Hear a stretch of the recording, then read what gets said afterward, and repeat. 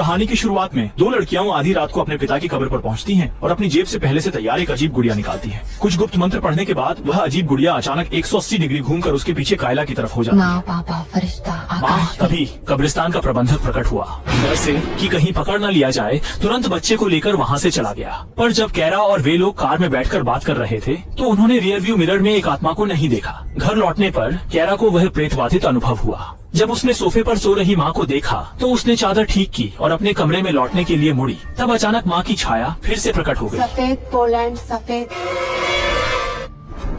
अब तक वह केवल सोच रहा था कि उसकी नजरें धोखा खा रही हैं। बिना किसी चिंता के वह कमरे में दौड़ गया और उस अजीब गुड़िया को निकाल लिया जो कब्रिस्तान से लाई थी। अगले दिन सुबह उसने उसे दरवाजे के बाहर कूड़ेदान में फेंक दिया। उसके जाने के बाद वह गुड़िया जैसे जीवित होकर स्कूल आ गई। पिछली रात उसकी सहेली का चेहरा बहुत खराब लग रहा था और उसकी गर्दन पर एक नीले निशान भी था। सहेली ने कहा कि शायद नींद ठीक से नहीं हुई, इसलिए उसने ध्यान नहीं दिया। लेकिन जिस समय कैली स्कूल से घर लौटी उसने देखा कि उसकी माँ अभी भी पड़ोस के लाव वांग के साथ थी और वह गुस्से में बिना पीछे देखे भाग गई।